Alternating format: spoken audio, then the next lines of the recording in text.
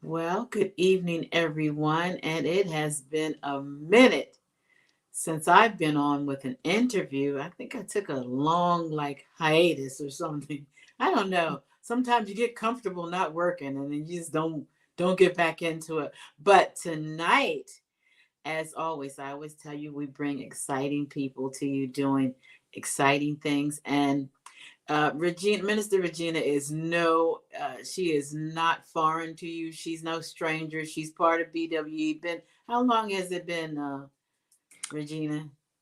I think we started in 2018, the beginning of the year, I think.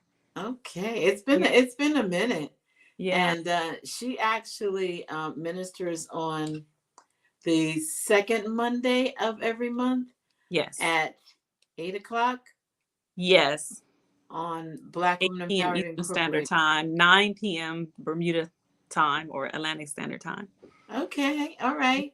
So we brought Regina on because she is amazing. I mean, just Oh. really such an inspiration, not just on a professional level, but on um, a religious, a spiritual. I won't say religious, spiritual level, because she's balancing a lot of stuff. She's balancing family. I'm not going to go. I'm just going to go ahead and let you tell what you do, and then I'll ask you some questions. I know you're vice president of bank, so go ahead and tell a little bit about what you do. Okay, so like you said, I in this phase of my life, I am currently a senior vice president at Clarien Bank, and I'm head of enterprise operations. So basically, what that means is that I am responsible for all of operations for the bank. I premises and security, vendor management. Obviously, real estate falls under the premises piece. Investment operations. Goodness, it's so credit operations, you name it. There's so many aspects of operations, and it all ties into. I should say that my area supports the entire bank, so we touch, every facet of banking that you can think of, and I have a really amazing team of managers who report into me who help. So it's not me having to, directly manage all of these processes, although I'm very hands-on and have a lot of, responsibilities there. And I've been in banking for for over 20 years. All So right. So you started when you was 10. No, I'm just I kidding. started when I was 10. But And I started graying very early. So I started graying at 21. I So know it that's was like right. I said, forget it. I'm just gonna embrace it. And So it looks really, really beautiful on you. But it's not that you don't find that many African American women in banking, not at your level. mhm. But before we get into that, I want to digress because I know you grew up in Michigan. Talk a little bit about how you came to be who you are. Sure. So I grew up in Detroit, Michigan. I have, I am one of three from my mom. So I have two brothers. I'm the middle child. So and of course, my name being Regina, which means queen, I did get a little bit of special Yeah. treatment. All right. I got a little bit of special treatment. I do have an older sister though, but I was the baby for a very long time. So my younger brother is 8 years under me. So I was spoiled, and I think that kind of helped. I don't want to say spoiled. I received a lot of attention, a lot of nurturing and care. So I think that kind of helped me to develop into the person that I am. I thank my parents for their contribution. My mom raised me in the church, so as far back as I can remember, I remember being 5 years old, walking to church, singing Sunday school songs and all of that. And like, that's been my life. I've always grown up in the church. And so it's natural that what I do today, on the spiritual side of things is ministry. So, it's just kind of who I am. It just kind of fit in Mm-hmm. naturally. But let me back up a little bit. So growing up in Detroit, I attended Cass Technical High School, which is a very well-known school in Detroit. Shout out to any Cass Tech. There's been a lot of people who have graduated from there who have risen to prominence. And so it is a school that I'm proud to have attended. While I was there, as I mentioned, my early childhood upbringing in the church, I actually continued that in school while I was in high school, and I fought to start a Christian club. Nice. And I So was you've always been pretty aggressive in getting things done, right? yeah, church has always been a part of that, or I would say my relationship with Christ has always been a part of that, even when it wasn't popular. And so when I was in high school, I fought to have a Christian club. And in the face of opposition, I was very successful with that, but I would also receive recognition because of my efforts. So I'm blessed and thankful to have been acknowledged by the Detroit City Council at the time. I received the Nice. Testimonial Resolution of Detroit, which is the highest award any citizen of Detroit can receive. I also received recognition from Senator Jackie Vaughn III at the time, and he awarded me with the State of Michigan Certificate of Merit. And there's other things too. I received the Spirit of Detroit Award, and these were for different phases of my life as a young person. Mhm. Rosa Parks Scholar, those things led me on. I kind of built upon those things when I went to the University of Michigan after graduating from Cass Tech. So I went to University of Michigan, studied political science and psychology. Again, was blessed and fortunate to be awarded an opportunity to intern at the White House. Oh, wow. So I actually did that in 1996 under President Bill Clinton. Wow. So that's amazing. Let me see who we have. Carolyn Ewing, welcome. And I believe that's Monica or yeah, Monica, Shirley, Juanita. Thanks everyone for joining. Please share the broadcast. This is going to be a very good interview. And Regina has really shown how you can start off. You don't have to wait until you're older to start doing things that will actually help you as you go along. Would you agree, Regina? Oh, absolutely. Yeah. And So believe you it or not, I was quite shy, quite a quiet, very introverted person growing up. But these things were just in me. Like I still had a fight in me, even though I was kind of quiet. So, don't count out the quiet people. It's never. That's right. And so it's really, to me, it's important. I just became and I don't think I told you, I might have said it on the meeting, that I'm a big sister now with big brothers and big sisters. And I Yeah, have a beautiful little 13-year-old young lady that I'm working with. And I think that we are responsible to empower our young women to reach to their highest level. And you are definitely inspiration. And when we tell stories like yours that started off, very young and still going, and now a vice president of a bank, those are the kind of stories that our young girls need to hear. hmm And our mothers need to be exposing the young ladies to women like yourself. That's my opinion. Would you agree? absolutely. Yeah. And I applaud you, as a big sister, because, the organization, Big Brothers Big Sisters, need people to volunteer for that. And unless people do it, like who's going to mentor and lead the example? So your little sister is very fortunate. She has struck it big. She struck gold in getting you. Oh, thank you so much. Yeah. I feel very blessed to have her. Um, and I'm looking forward. I just got her. I'm looking forward to pouring into her life, both professionally and spiritually. And so it's exciting for me. It's very new, but I'm excited about that. But enough of me. Okay, so ministry. How did you get into ministry? It's interesting. So, man, I think I had my first message. I delivered my first message, I want to say like around the age of 15. I was very active in my church. Growing up, I attended the Word of Faith International Christian Center under Bishop Keith Butler.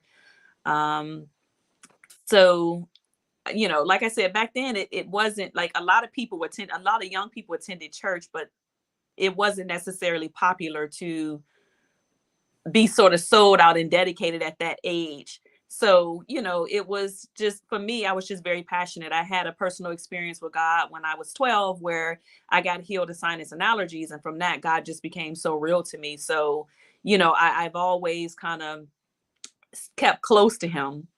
So when I was in college, when I was at the University of Michigan, I was in my third year and I felt the Lord was drawing me to attend ministry school.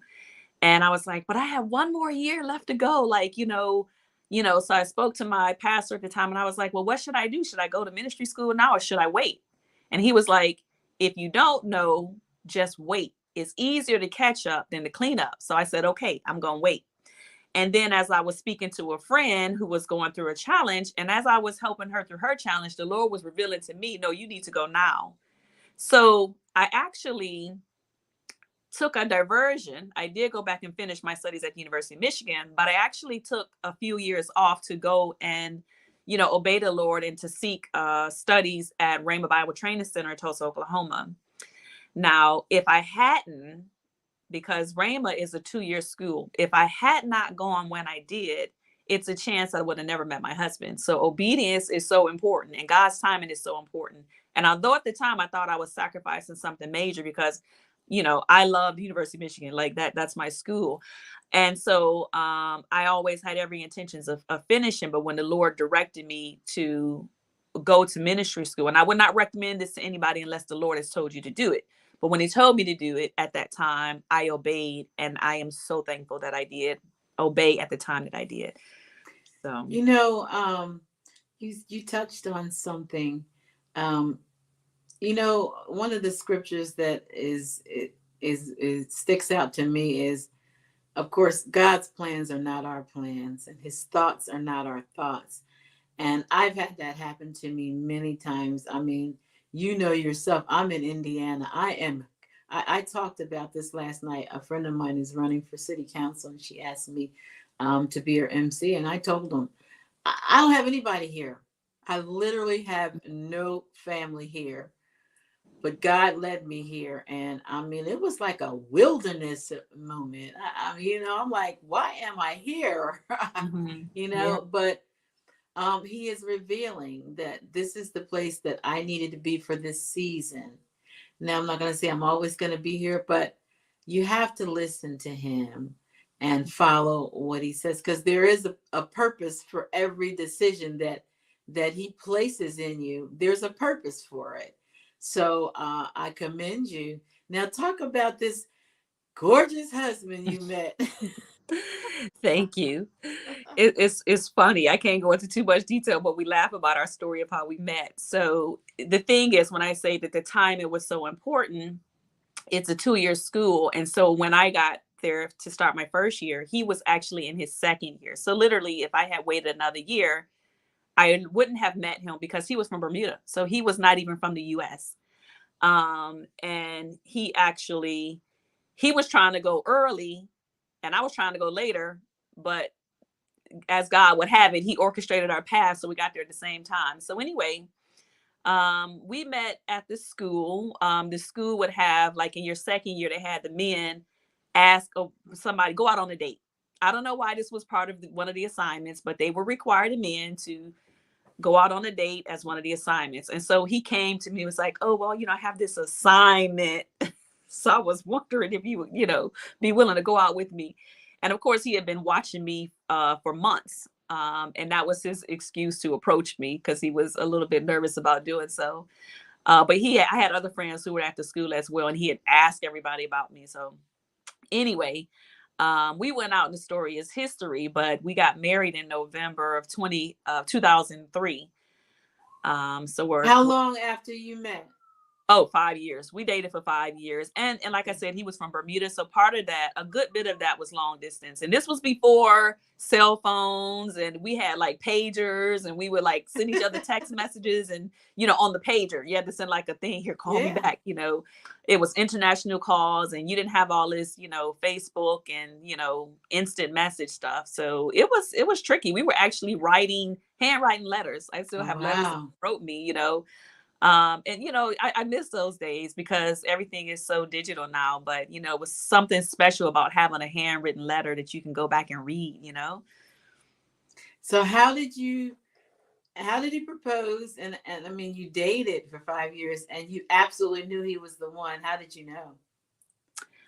Well, there were some things that the Lord has shown me about my husband. I knew that my husband would be in ministry because I knew I was called to ministry. So I knew that. I was also very attracted to him. And to be honest, from the very beginning, I stayed in prayer because I was like, okay, I don't want this to go wrong. I don't want to invest, my heart and my energy in this. And then this is not the one. So I proceeded with caution, but I was very hopeful and prayerful that things would work out, because people have their own wills, and even God's will is not automatic. So, um, we dated for 5 years. I was back in Detroit, where I was originally from. He went back to Bermuda at one point. There was a time when we were both back in Oklahoma because I had attended Oral Roberts University the same time he was there getting his Master's of Divinity. But let's see, it was 2002 on Christmas. He arranged to get keys. First of all, he was coming from Bermuda. So I spoke to him that morning. This was Christmas morning. I spoke to him. He was at home. He told me what he was doing for the day. I said, great. I was hanging out with some friends. And so for Christmas Day, so my friends took me out. We went to the movies. I mean, this was a very unique Christmas, but we went to the movies and went out to eat and just kind of chilled out. And they kept me out all day. When I got home, he had he had the code to my alarm system, and like, these days you get shot doing this type of stuff. But I anyway, know that's right. he was in there. He was in the house. So how did he get that? They gave it to him? So they got my girlfriend and we were in like Home Depot or something, just doing some random shopping. She was like, "Oh, let me see your keys." And I didn't think anybody. She acted like she was looking at my keychain, and she went and got a key made. So she got a key made. So she was able to leave the key for him so that he could get in. He had the code to my alarm system. I don't remember if maybe I had given it to him before, but I really didn't. I couldn't understand how he might have gotten it from my dad. I think that's where he got it from my dad, because my dad knew he was coming. But when I got home that evening, I noticed, I was like, okay, something's odd, because the side light of the house is off, and I lived alone at that time. I'm like, okay, something's going on. So I kind of peeked through the mail chute, and I saw a balloon, and I was like, and I looked back at my friend who was dropping me off, and I was like, is everything okay for me to go? And she's like, go in. So I went in, found a balloon, and it was like a little scavenger hunt. So I had to, go all through the house, find all of the clues. And he was, on bended knee in the guest room. And I love it. I'm not gonna lie, I saw that balloon. I knew he was there. I ran straight through the house looking for him, found him in the guest room. But then he was like, go back and read the instructions. So I had to go back and read the instructions. But wow, that is amazing. So was he there to propose? Yeah, he proposed to me. Yep, he proposed on Christmas Day 2002. Yep, 2002. Just celebrated. He acknowledged, because I actually kind of forgot, but he just reminded me that it was 20 years on Christmas Day, this past Christmas, that he proposed to me. Wow. Yeah. That's amazing. 20 years. 20 years. Okay. So when did he go into being a pastor? He started pastoring let's see, 2005, I believe. He was an assistant pastor, because his dad is also a pastor. He's retired now, but he started as an assistant pastor under his dad. And then about 11 years ago, he started pastoring, being a senior pastor of another church that we've been assigned to. Oh, wow. Ebenezer. Okay. So you knew you were moving to Bermuda? No. Okay, tell me about that. Yeah, so I thought we were going to start out in Detroit. You know, my dad was there, and I was kind of looking after him a bit, and I wanted to be near because he wasn't, in the best of health. So we were going to start out, and then my dad ended up passing a month after Cyril and I got engaged. So after that, it was like, well, and my dad just missed the wedding, right? Because he passed like in January, Oh, and wow. we got married in November. So he said, well, you don't really have any reason that you have to stay in Detroit. So why don't we start out in Bermuda and just do a couple of years, and then we could move back to Detroit. Well, like I said, in December, it will be 20 years later, and we've been back and forth, we've always traveled back, with property there and whatever. But we are predominantly based here in Bermuda. And how was the transition to Bermuda? Very tough.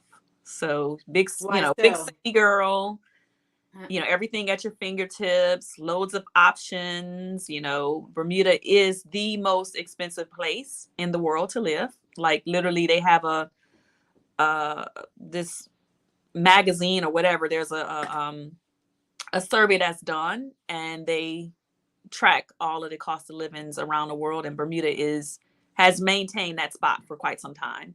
So it's very expensive here. It's also very tiny. It's like 21 square miles. At the time, it was about 60,000 people on the island. I think it's a bit less than that right now, but it was small.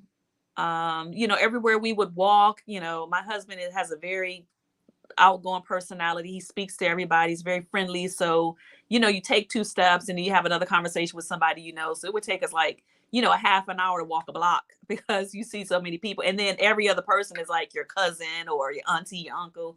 So, I mean, that was nice. It was a great place to raise a family, but it was just really tiny, so it took me a while. Like I used to stay 5 minutes away from where I worked, and I really missed the highway. I miss being able to listen to music on the way, like a CD on the way to work, because you could play one song and be at work already, So I'm like, man, little things that you kind of missed out on. So it took me about 3 years to get adjusted to island life. And a lot of Americans don't survive the first 3 years. They end up moving back away or whatever because it's tough. But after 3 years, I had my first child. So that made it a lot easier. That helped me to unpack mentally and to sort of, put down roots here and to sort of exhale. I think I could live there very nicely because I'm somewhat of a loner anyway. I don't think it would bother me, but I probably couldn't afford it. But It's beautiful. You would love it. I know I saw that picture this morning. I'm ready to come now. But Yeah. yeah, so is like, are you near grocery store? Like, Yeah. So I stay in the old town of St. George's. So this is the oldest part of the islands where it kind of started. It's goodness. I don't even know how many years old we are now, but it is over 400 years oh, old. wow. The house that I live in is over 200 years old. Really? Yeah, How old these is that houses. church? The church is about the same. Yeah, but Real? the church has a long history as well. It used to be segregated. They used to have the blacks would sit at the back of the church or in the lower hall, and the whites would sit, in the main sanctuary.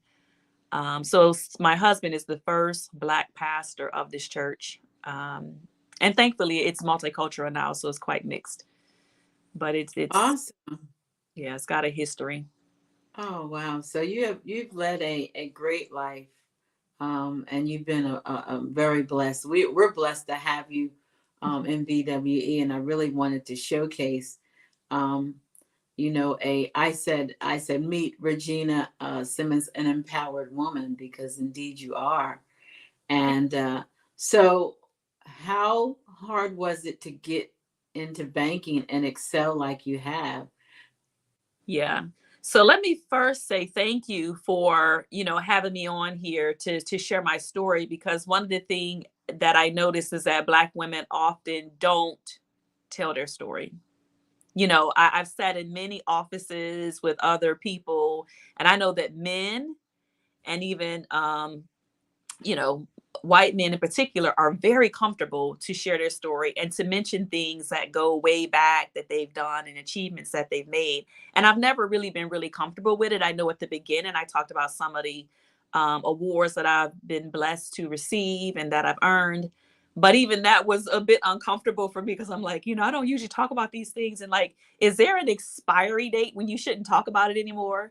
But it's who I am. And It these are things is. that make me and that have made me who I am. And these are things that I've earned because I've overcome challenges and things of that nature. So even in the workplace. So as you mentioned, there are not a lot of, you know, Black women in positions of senior management. And it took time. So if I reflect back in my banking journey, I started out as a teller with Bank of America. I've worked for numerous banks. I worked for Bank of America, Comerica Bank, Standard Federal Bank, HSBC, Bank of Bermuda, and now Clarien Bank. So I've worked for a lot of different banks in different positions. And what I've always done is I have a personal model, which I take from the school that I went to. I went to Faith Christian Academy in middle school, and the motto was excellence or nothing at all. And so this is a model that I've always carried with me, no matter where I go, no matter what I do. I see every job as an assignment, and I see it as a piece to a bigger puzzle. So no matter how small way back then the position may have been, I always saw it as a stepping stone to something bigger. And so I always seize the moment and I try to add as much value as I could. So starting out very young, I said, okay, if I enter a position and there's no, something as simple as this, if there's no procedures and you're doing a role, write some procedures. They don't have to be perfect, but give something back because then people start to value what you do.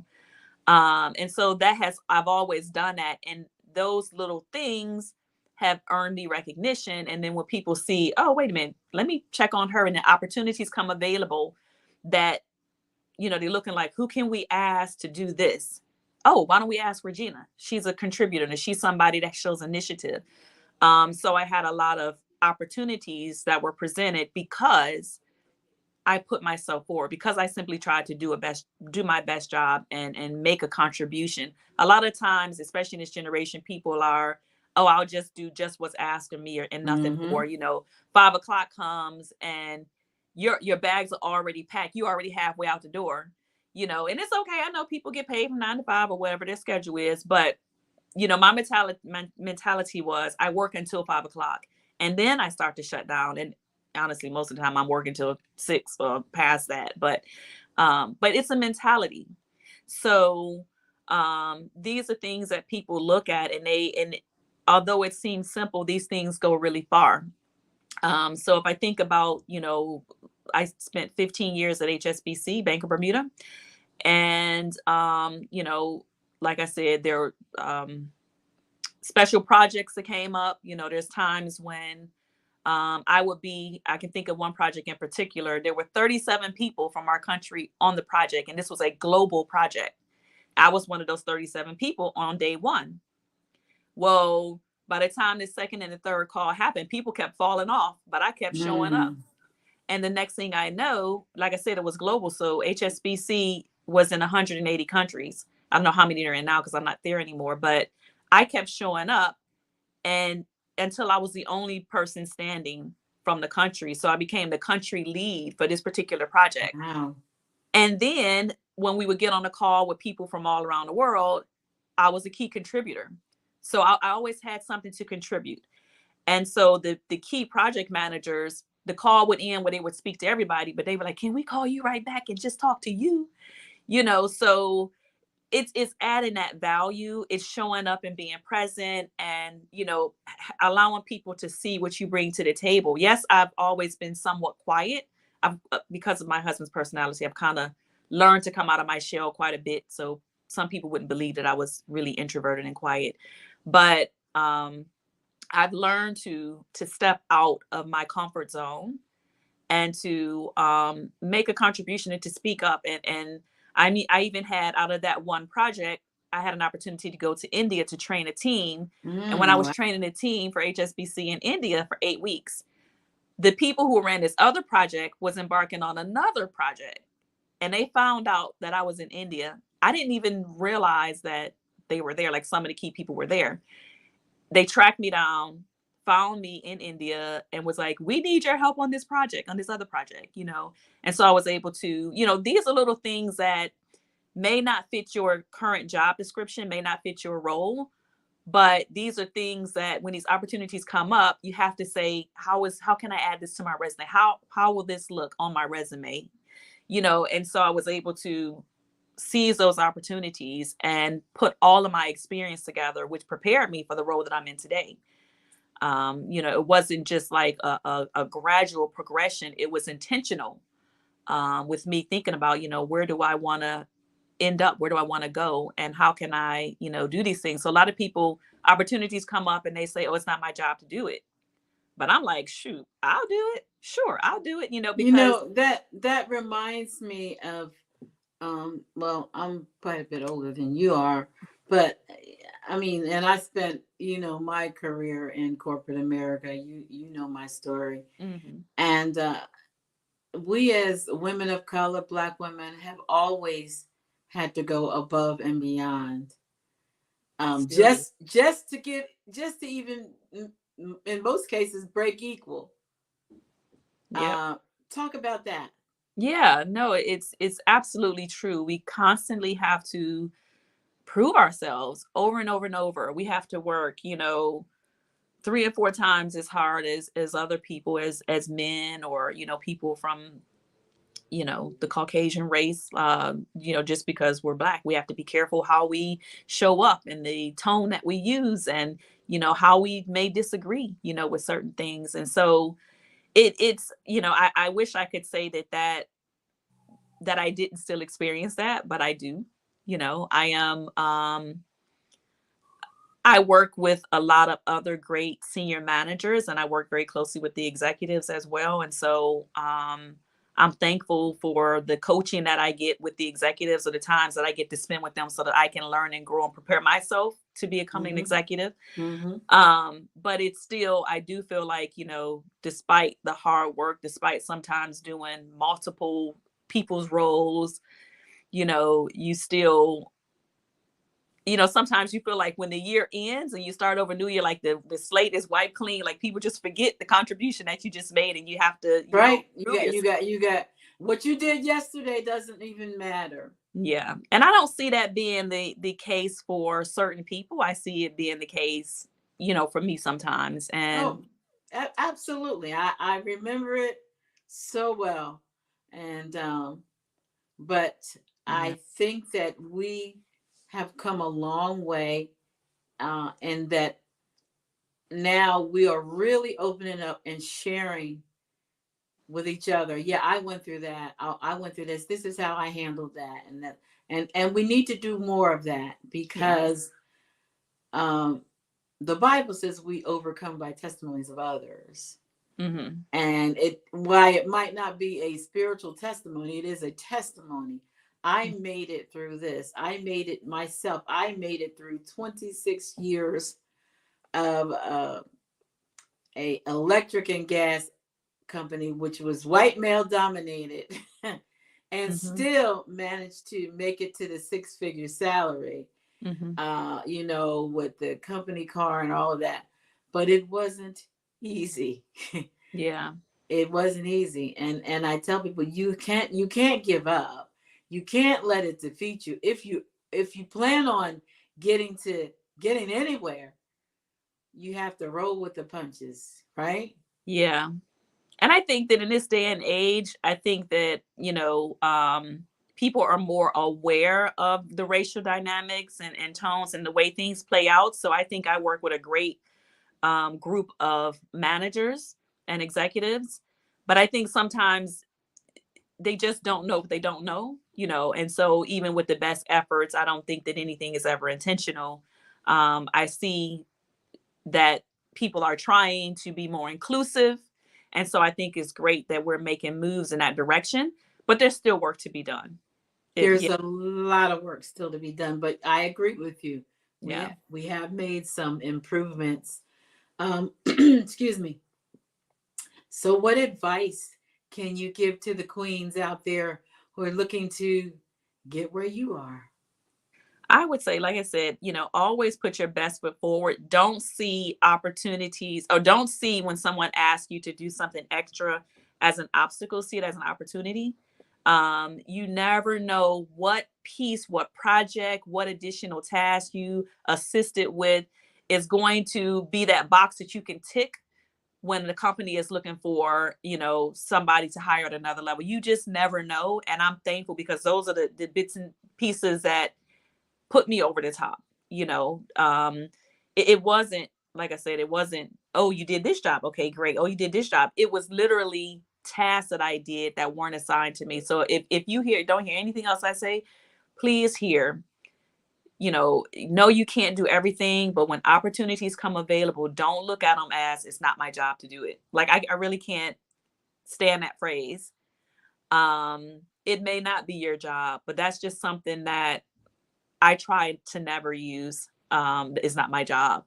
And I've always made myself resourceful. So I would also say that, when you find something that nobody else knows how to do, this is an opportunity for you to, secure your space and you figure out how to do it. You become the subject matter expert. You become resourceful. I always made myself resourceful in areas where people tend to lack the knowledge or the information. And this is what I did. I took a little spiral notebook, a little spiral notepad, and index cards, and I would write down the process, whatever it was that people didn't know, whatever questions I found people asking all the time. I wrote down the answers to them. And after a while, people would come to me for stuff and ask me questions that had nothing to do with my job whatsoever, because they were like, we don't know. Ask Regina. She'll probably know. And guess what? 9 times out of 10, I had the answer. Even if I couldn't recall it right off the top of my head, I said, hold on. Flip through my note cards. Oh yeah, this is how you do it. This is, and so really this is how you be competitive in this society when you're doing the same thing as everybody else. If you want to be able to make yourself stand out so you can move to next level, you got to look for these opportunities. You got to keep your eyes open and you got to speak up, because sometimes, like I said, I was quiet. So quiet people can easily get overlooked.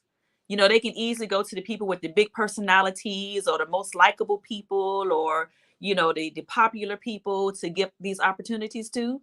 And Mm-hmm. I wasn't characterized by that. I was quiet. I put my head down. I did my job. But, there came a time when I had to speak up. When I saw opportunity, they said, who wants to? I was like, sure, I'll try it. I'll do it, or even if they didn't ask and I played a little part in it, I made sure to pay attention to the pieces that I was not responsible for so that I could learn that too. So like, I'm a life learner. I'm just always, what can I learn? How can I build? How can I grow? And it is something that happens overnight. So a lot of times people think, oh, this person's an overnight success, but nope. It's like that, what they say, I was going to say the igloo, not the igloo, the iceberg.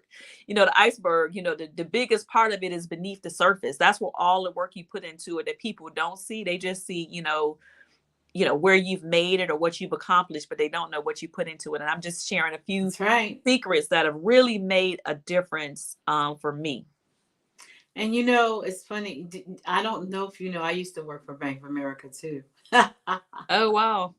You may have mentioned that before. Yeah. Yeah, I worked in collections Mhm. and actually charged off loans. And I remember I only took the job for the benefits and the bonus. At the time, they gave a real good bonus. But I'd never done collections in my life. Collections is not an easy job. Mm-mm. And so what I did was I studied the highest earner. Mm. Because at the time only 10 people could get bonus. That was a crazy Oh, thing. The top 10, if you didn't make it in the top 10, you didn't get a bonus. And I studied those people who were consistently in the top 10, and guess what? I went to the top 10. wow. But you're right. You have to have a strategy Mhm. on how to get to where you want to be. I am 65 years old and I'm still learning.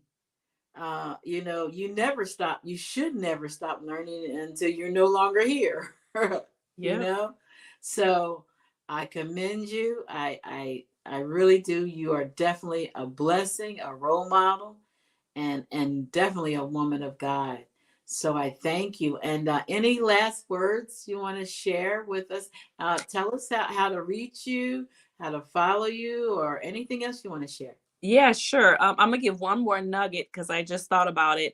Also, when you're trying to, enhance your career or move up the ladder, think about what the job it is that you want. What is the job that you want to do, and what are the qualifications that are required? It doesn't always require you to go back to school and get a degree if you don't have one. But think about what are the skill sets that you need, and what is the training that you need, and then look for opportunities to study those things. A lot of times there's material, or there might be courses at your the place of employment that you can go Mm-hmm. on that are free. Like, just, I did that when it came to credit. I went and took every credit course that was made available, and eventually I made myself up to being the head of a head of the credit analytics team at HSBC. Mm-hmm. So anyway, there's lots of things. I mean, I could go on and on and on, but those are some key things. But if you want to follow me, I have a page called Just Kyrios, and it's spelled JustKyrios. Just Kyrios. I am on Facebook. I'm on Instagram. I'm on YouTube. I come on Black Women Empowered, like we said, every second Monday of the month. But essentially what Just Kyrios is, it is a discussion platform where we have thought-provoking discussions around, topics of today. So if you think about some of the topics that we've had discussions on is infertility. We talked about overcoming anxiety. We talked about the angry Black woman, syndrome, or not syndrome, but the stereotype. And we I was talked on, about a lot of wasn't I different on things. that one? Yes, you were again. That was the first one that we did. You were actually a guest on there. Yeah. So Yeah. that was exciting. So we're always talking about a lot of different um, topics. And you can find my website is www.justkyrios. So that's JustKyrios.org. So Awesome. justkyrios.org. I don't know, the person that posted doesn't have a name, but they said awesome interview, incredible, and they said thank you Thank for you. this. I'm asking everyone to share. Sharing is caring. We know Yes. it's Friday night and people are probably out doing their stuff, but it's not too late to share this interview with other women who may need this information, may need this encouragement, may need to connect with someone like Regina, who, I mean, you never know. Maybe she could be your mentor. You never know how God is going to move. You never know. So thank you so much, Thank you for having me. beautiful queen. And I'm one of your biggest fans. You already know that. I have Oh, thank you, always Dr. been. King. And so make sure you check Minister Regina out on the second Monday of every month on Black Women Empowered Incorporated.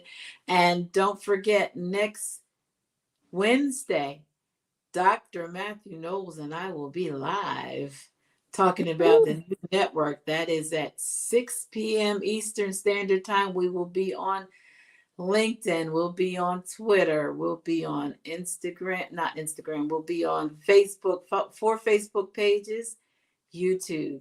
And Kathleen Trigg Jones, a celebrity, will be interviewing us. So it's going to be really, really awesome. We are so close to launching our network. I believe in February, we will be in full effect. So it's streaming across the bottom, bwebusinessnetwork.com. You can get on the wait list, and it's going to be so exciting because it's not going to be like anything else you've ever joined. We have a lot of stuff for you. I love you, and there's nothing you can do about it. Regina, I love you, and Love you, Dr. King. thank you for the interview. God bless Thanks for everyone. having me again. I really appreciate it.